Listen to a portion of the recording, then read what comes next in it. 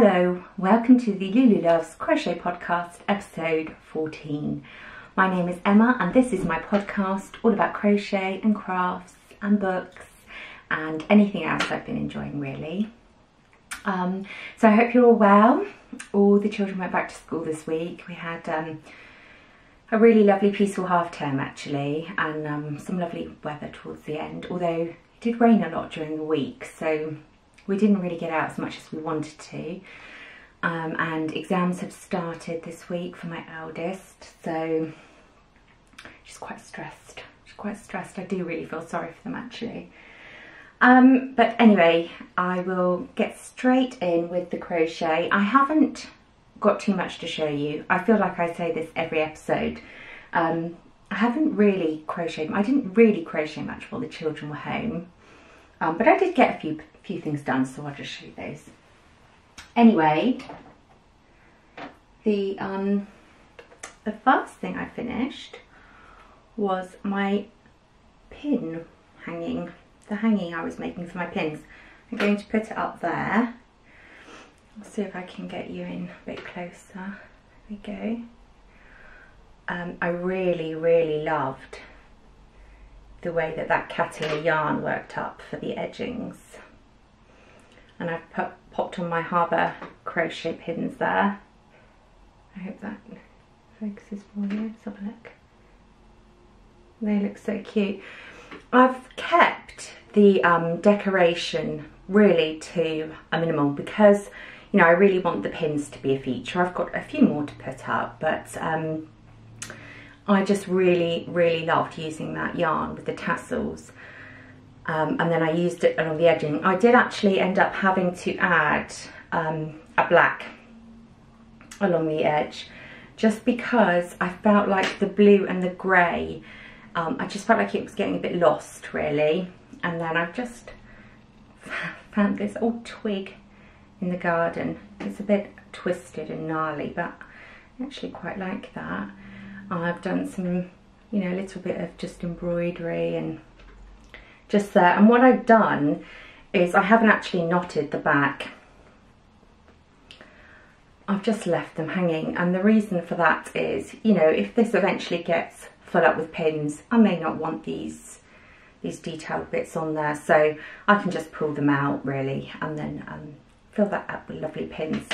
So I'm really pleased with that. I think that's going to look so cute up on the wall there.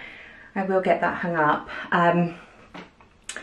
I have written the pattern up for the flag, and I'll put that on the blog along with how I worked the edgings and, well, just everything really. So I'm making up another one just with some cotton yarns, and that will all be up on the blog this week really. So yeah, I'm really pleased with how that's come out. And the yarns that I used, they were the Catia, and I can't remember the names now, and I didn't write them down. I think one of them was the Malibu.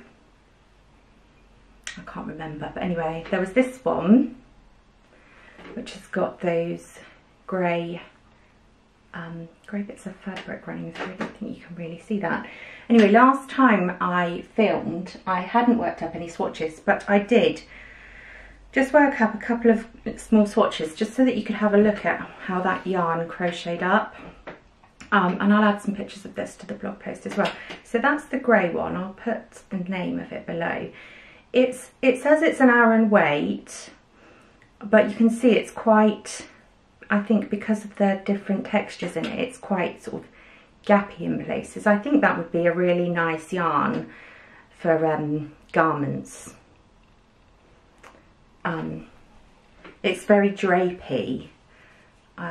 Yeah, so I like that one.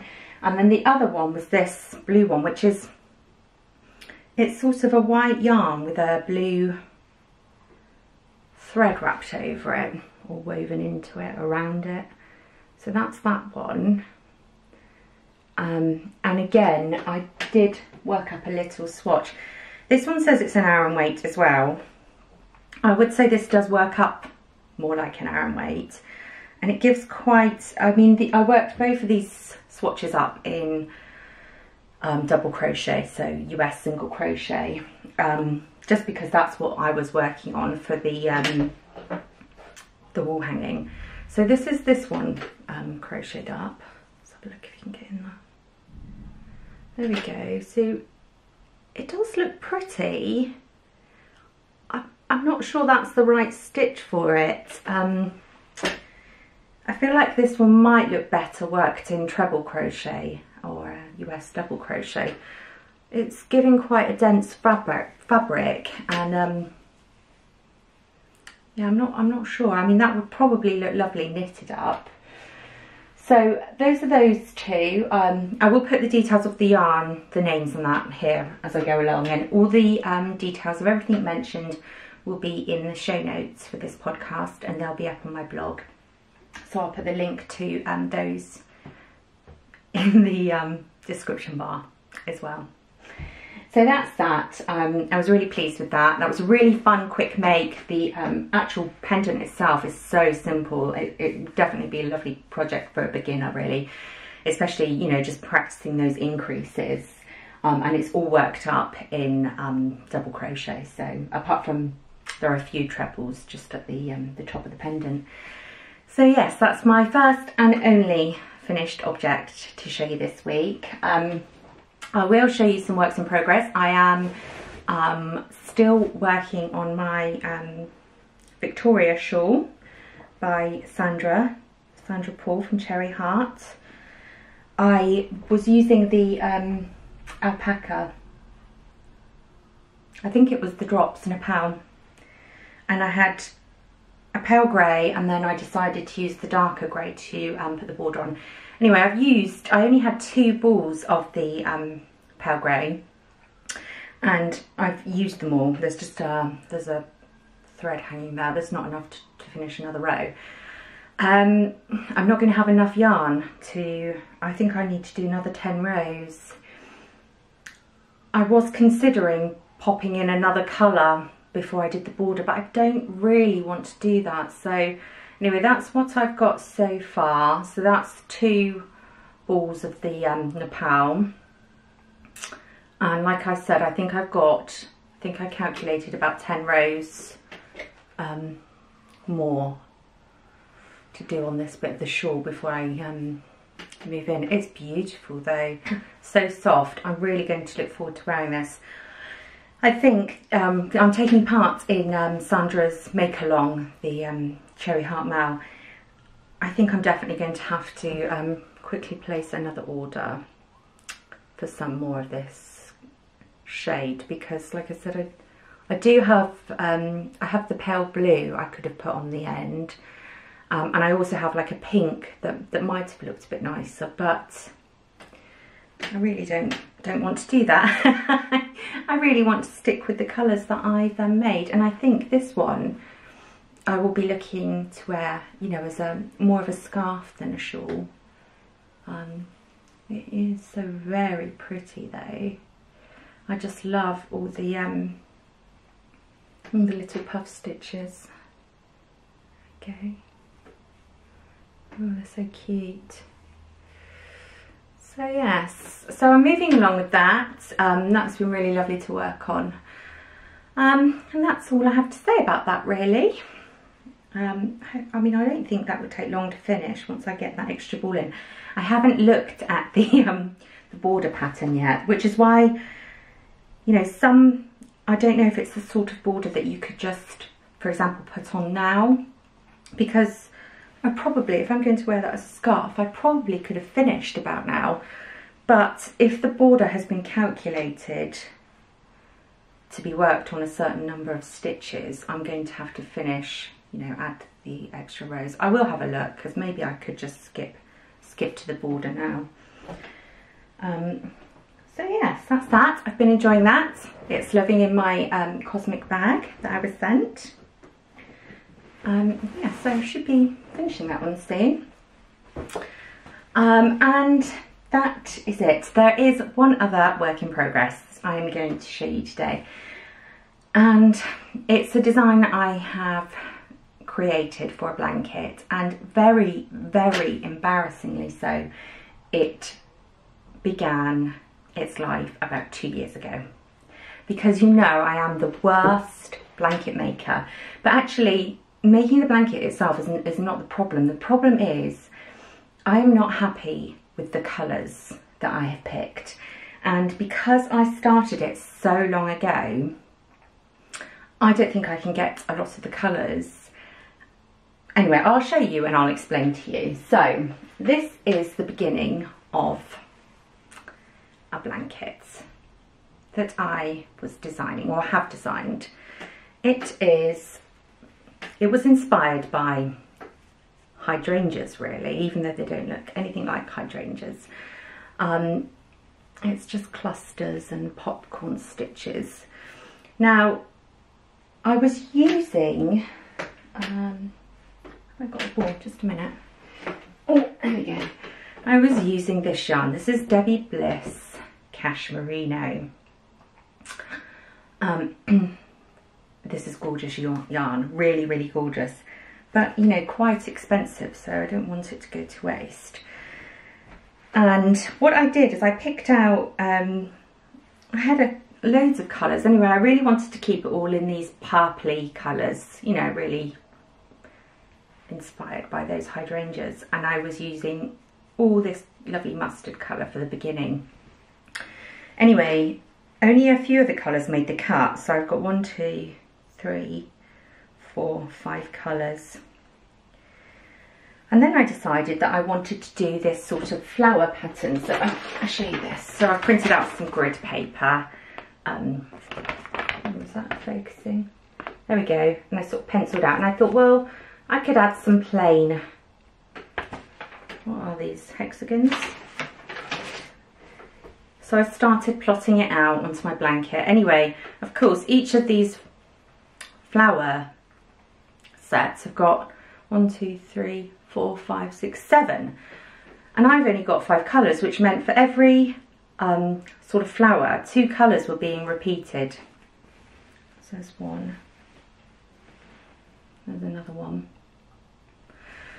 Now, I wasn't happy with that at all. I like the grey, and I like the, I think maybe I would have been better off just not having these plain bits and just mixing them up, making it a bit more random. So this is what I started.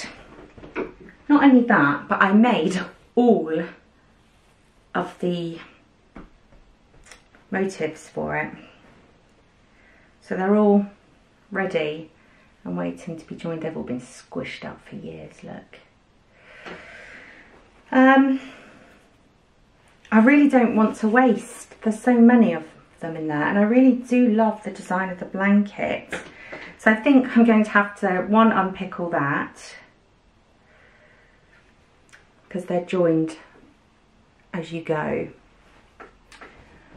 And 2, I'm thinking, well, I'm not 100% sure about the patterns.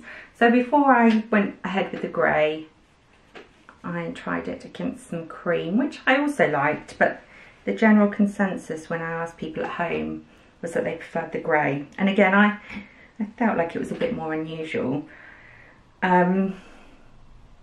Anyway, a little while ago, I tried to reinvigorate my love for this project by trying it out with some different wool. And I did actually show the motif on one of these podcasts, so I'll try and find it and link it. But to save myself the heartache of using this really expensive wool, and the problem was I did pick this blanket up and finished all the motifs probably a year ago. Some of the colours had gone out of stock or out of production. I couldn't get hold of them, so well, I found myself madly shopping around eBay and Amazon trying to find some of the colours. So again, that sort of put me off really, because obviously I don't want to design something in a yarn that no one can get hold of. So I think I will finish this blanket, but it will be just for me. I mean, I'm going to unpick this. I'm not happy. I'm not happy with those, you know, sharing the colours. So I will unpick that and finish it eventually. But what I've done is I've had a little shop around to see if I can refresh it with some new yarns, different yarns. So I almost feel like it's a new design, trying to trick my mind. Anyway, so I've been making, and also because it was based on, or it was designed with the hydrangeas in mind. You know, just all these little petals, and then it just really sort of reminded me of the, you know, the hydrangeas. And they're some of my favourites. So I had a little look around, and I've gone with the Karen Simply Soft Ombre yarn. It looks like this. It's inexpensive. It is so soft. What is it made up of? It's 100% acrylic. It's really, really soft. It does not feel like acrylic at all. It's beautiful. So I've been working away at the little inners for the motifs, just really to see how they came up. And I'll just try and show you. This might be better in a blog post, the depth of colours. Now this sort of behaviour was annoying me a little bit, and I thought, oh, I'm not going to be able to use the purple for the middle because that's going to upset me. And yet others, it was a bit more subtle, and then you've just got some really plain, lovely ones like this. But actually, as I've started working them up into a blanket, it's not bothering me that much. So I think because there'll be so many of them, it won't really. So here we go. So it's a completely different blanket, and to join, I am using this giant ball. I love these big balls of Aran. Hey, there we go. I love that. This is called Hayfield Bonus Aran Tweed. There we go. And it's one of those really big 400 gram balls.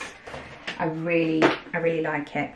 I feel that that's quite a modern sort of colour combination, but I do really like.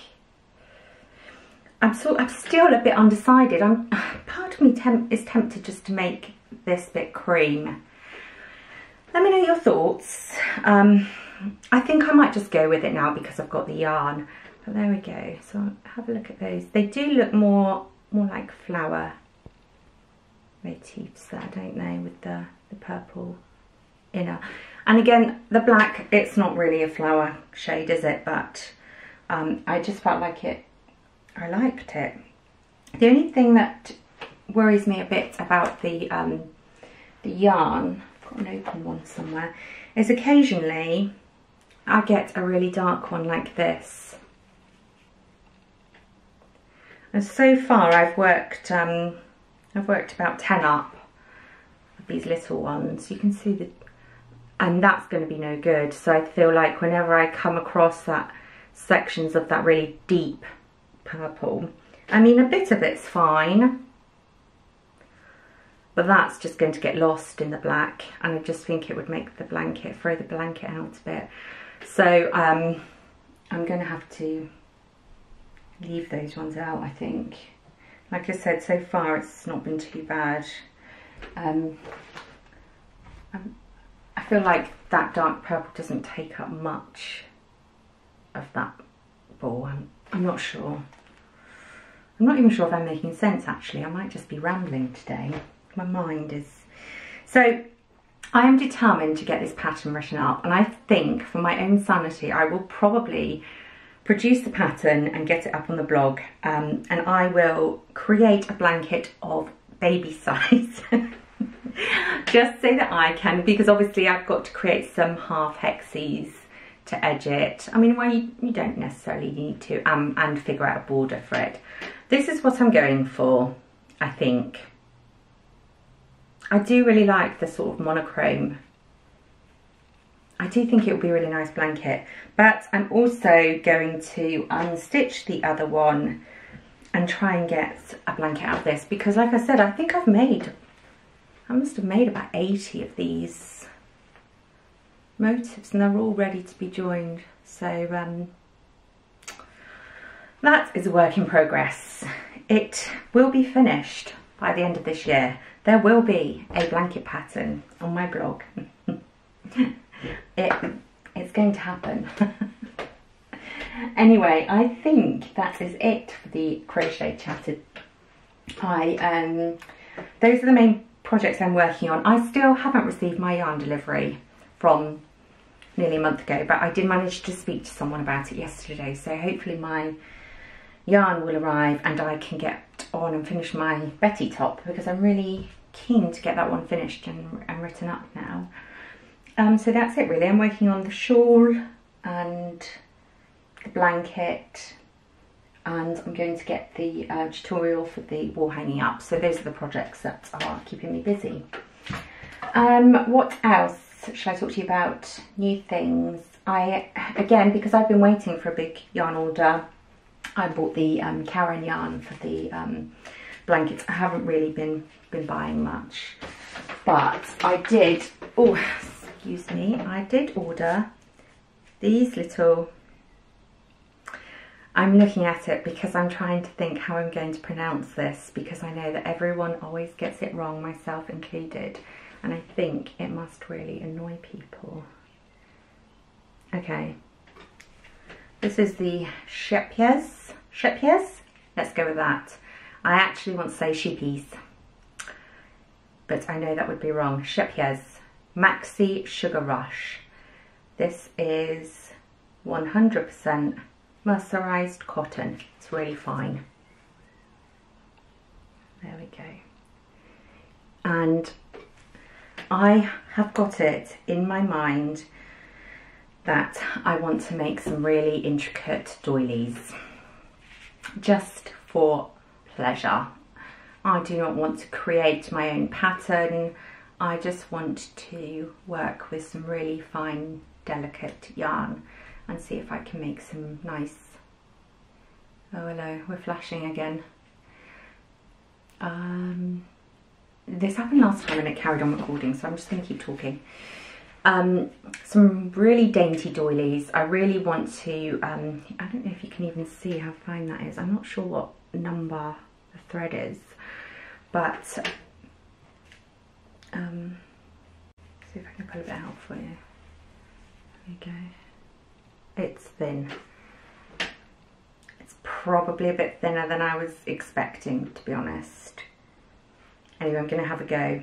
I'll start with some really small ones, I think, maybe some coasters or something. So I ordered that. That came from Deramores because I was very upset that my order had disappeared and I really wanted to have a go with my knitting. So I did order another set of the circular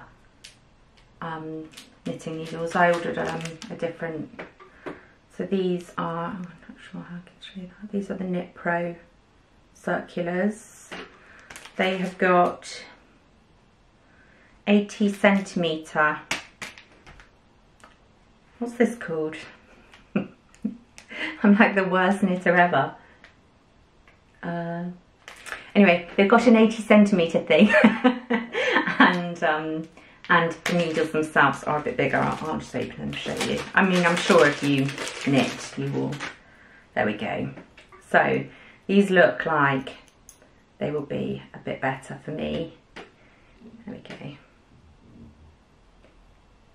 The needles themselves are longer. There is more work, room for me to work. So I'm going to give those a go when I get time and see if I can attempt that little pattern.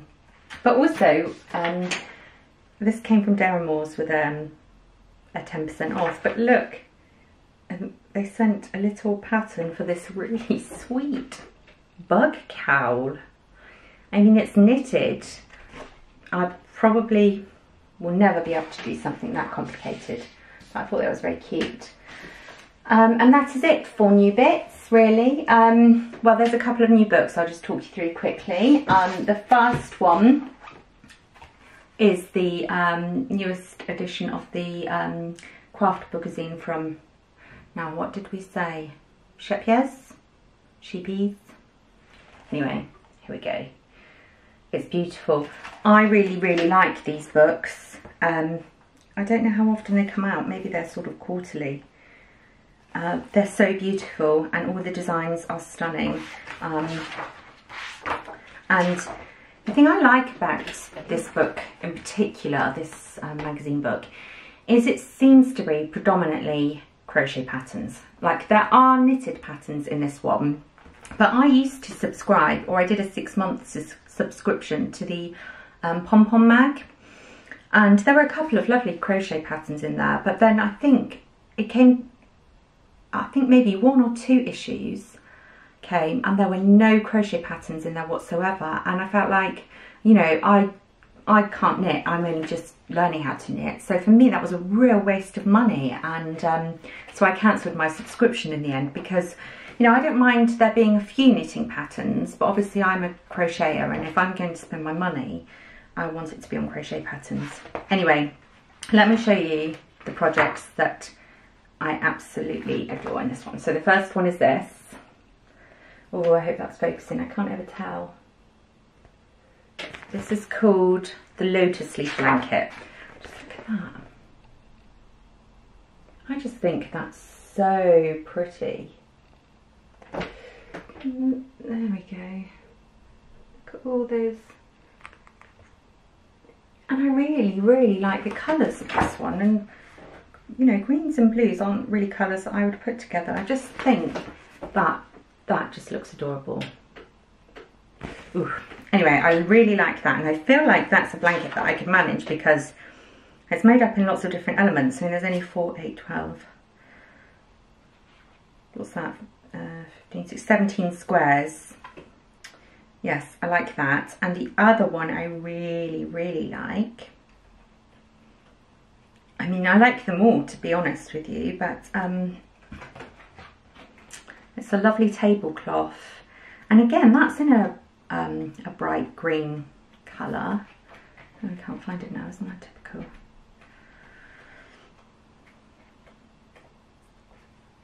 Okay, so I found it. Here it is. It's the Heirloom Tablecloth, and that one's by Cardigan from the New Leaf Designs podcast.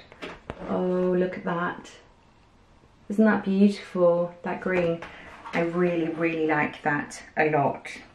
And I did notice that Carmen had done a tutorial on joining these. That's up on her YouTube channel, I think. So anyway, there are loads of beautiful patterns. There's a lovely crochet dress there, look. I really like that. That's focusing. Why is that? It just focuses on faces, this camera. There we go. So yes, I can see me making a couple of projects from there. Oh, they're all really lovely. And then the other book, I found this one in charity shop.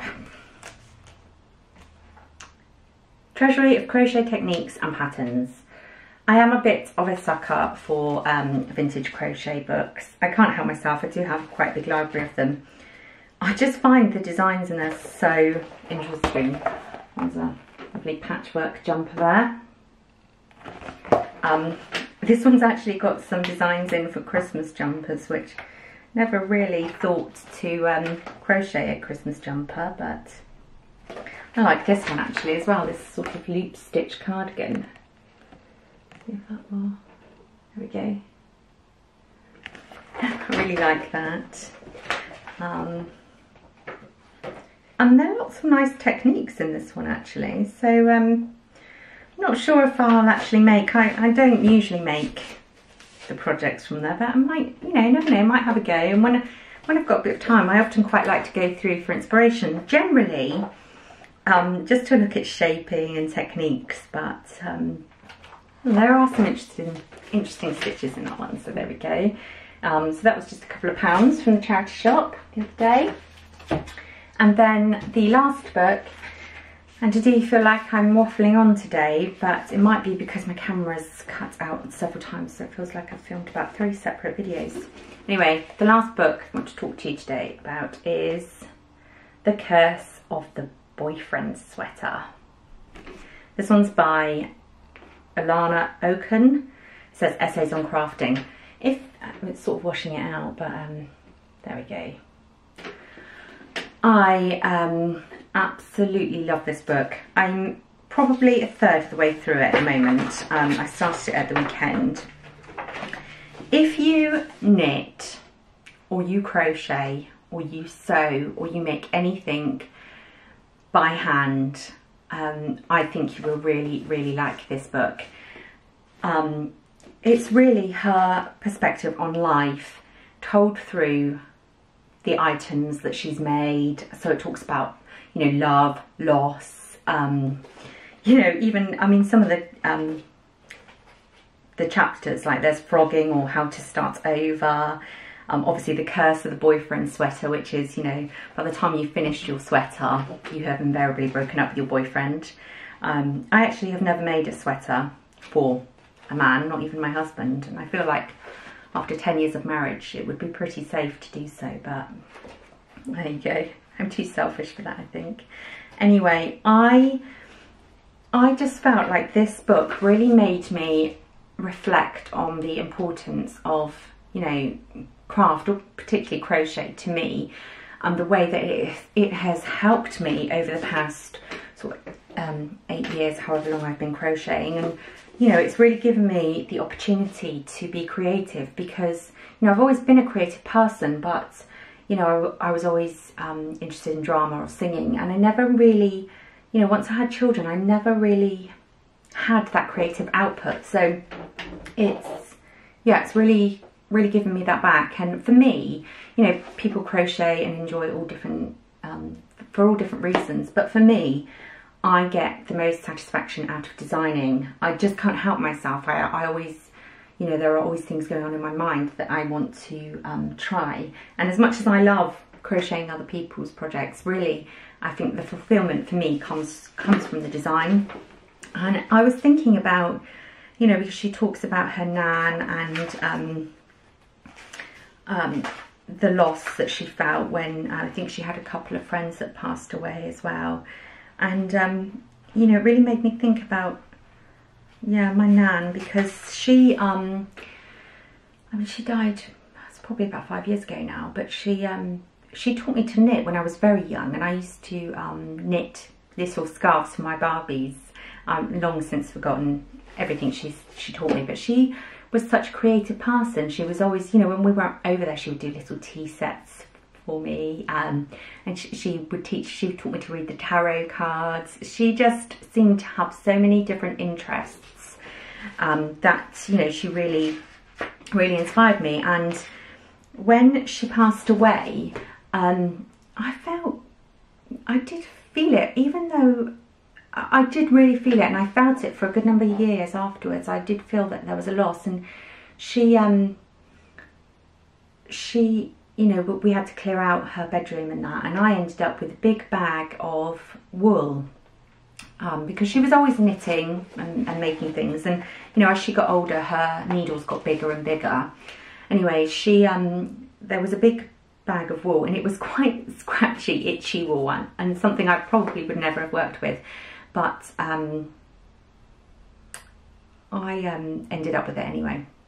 Anyway, this bag of wool, every time I opened it, just smelled like my nan's house. And after she passed away, my granddad moved out. So I quite often would go to the cupboard and open it and just smell this yarn. And it would just smell like her. And it made the loss worse, really, because I found like I was going there quite a lot just to sort of breathe her in. In the end, I decided to get rid of the yarn. I gave it to charity shop, because I know that my nan would not want me to live like that. Like, you know, I know that she would want me to live, you know, my best life, and that yarn was making me sad because it was filling me with longing. Anyway, there's a chapter in here about loss. The loss of her nan. I'll just read you a paragraph and you might be able to get a sense of the way she writes. What happens to an object when its creator is gone? It's hard to know what tense to use when describing my grandma's many projects. The blankets still exist. They are orange. It feels wrong to say that they were orange, but they've undergone a phase change. They weigh more and yet take up less space because there will be no more of them. There will be no more arguments in restaurants and no more enveloping hugs. And what happens to an object when it's been given and then returned? I knitted my grandma so many things, first very bad and then pretty good. The Christmas before she died, I made her socks, which my mother gave back to me after the funeral. It wasn't the wrong thing to do. Even worse would be for them to get lost, to be loved and used by no one. But I can't bring myself to wear them, although I doubt my grandma ever did. They look empty, even though socks are supposed to be empty. So yes, she's just got a very beautiful way with words. It's funny and relatable. So I definitely, you know, if you're a crafter, have a read of that. It's something a bit different and I'm really, really enjoying it. So, and it's made me, yes, it's made me really think about the importance that craft has in my life and, well, crochet has in my life really. So that's really nice. Anyway, I think that is it. I feel like I have been talking a long time today, so I will go. I hope you're all well, and I will be back in a couple of weeks with another podcast. Before then, the pattern for the wall hanging will be up on the blog, and I will speak to you all again soon. Take care. Bye.